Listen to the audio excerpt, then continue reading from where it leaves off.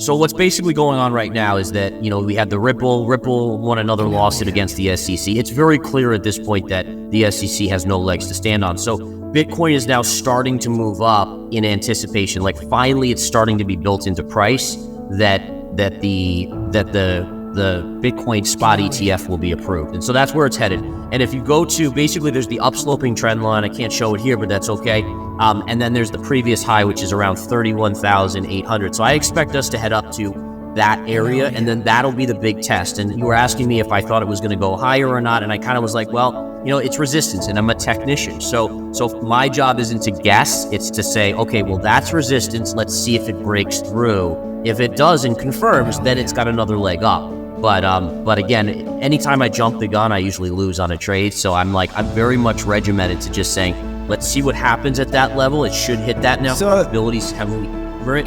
So if we get above, so basically the way I have a position with my members in Bitcoin right now. Once we broke out above 27, that was the buy signal for me. So I'm still long Bitcoin. My target right now is between 31 and 32,000. At that point, I'll probably take half off the table just as a kind of a logical move to just in case it doesn't break out, and then I'll probably hold the remainder in case it does break out. This way, if it pulls back, I can rebuy at a technical support, add that back, and just overall just inch in, inch out kind of policy.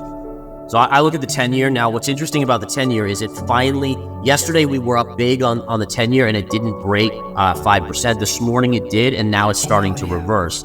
And so the question now is, does the market catch a little bit on that? But I'm a firm believer that the Fed, I don't know if they're trying to break something on purpose, but to have yields up at this level, there are breakages that will be occurring in the system. So we're kind of in this period where there's a possibility for a major collapse, but we could be pulled back off the line. And I'm looking at 5% on the 10-year as that point. By the way, it's earnings season too. I know you guys are in crypto, which, crypto, where's those earnings? Man, it just creates volatility.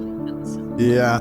If we go into the halving and then we get a recession, I think all bets are off, right? You can't, Bitcoin would likely not go on a parabolic bull run if the S&P 500 is dropping, 30% or something. Right?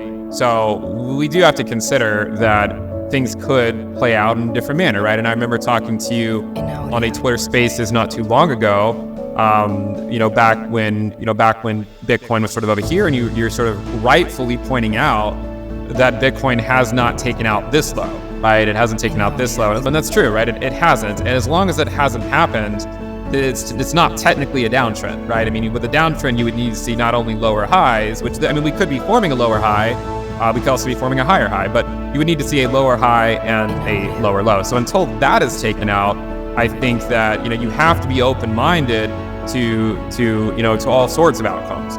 My main point is that what normally happens with Bitcoin is that it tops out in halfway through the pre-halving year, right? It did it over here in 2019. It did it in 2011 as well. We even topped out a little bit here in 2015 and then saw a 50% drop before rallying up into the end of the year.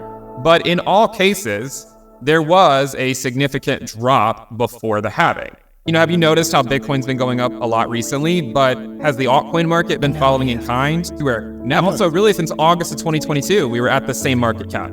August of 2022, total market cap was at the same valuation that it is today.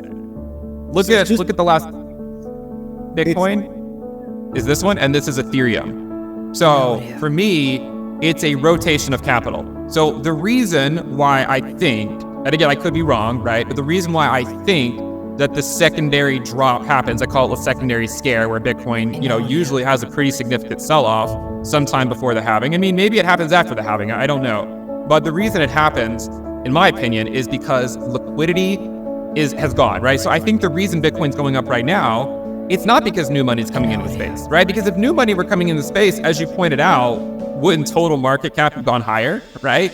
So total market cap has stayed the same. The reason Bitcoin's going up is because people are converting their altcoins to Bitcoin. That's why the Bitcoin dominance keeps going up, right? But the issue is that at some point, all that liquidity in the altcoin market has been bled dry, right? So there's just no liquidity left in altcoins to buy Bitcoin.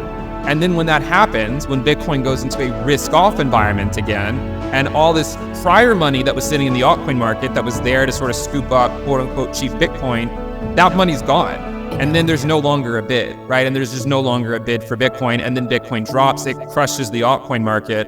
And then after that final drop by Bitcoin, over the next like 3 to 6 months, you would actually expect altcoins to outperform, right? But right now we're still in the phase where alts are bleeding to Bitcoin. And at some point we roll over and Bitcoin crushes the altcoin market. That just hasn't happened.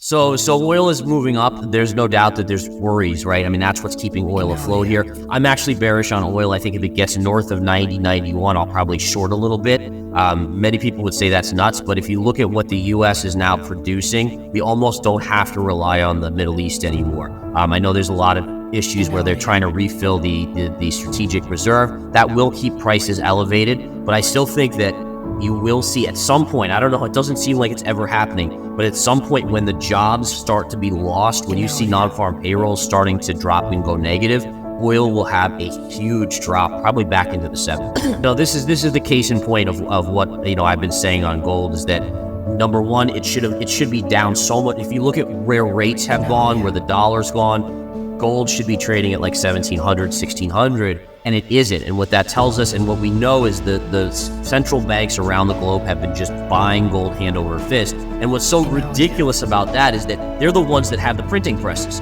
So if they're buying gold, it's like, duh, like, gold is going higher. They know they have to print again. I'll probably take half off the table just as a kind of a logical move to just in case it doesn't break out, and then I'll probably hold the remainder in case it does break out. This way, if it pulls back, I can rebuy it at technical support, add that back, and just overall just inch in, inch out kind of policy.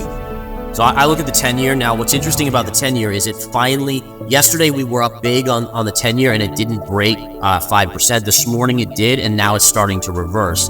And so the question now is, does the market catch a little bit on that?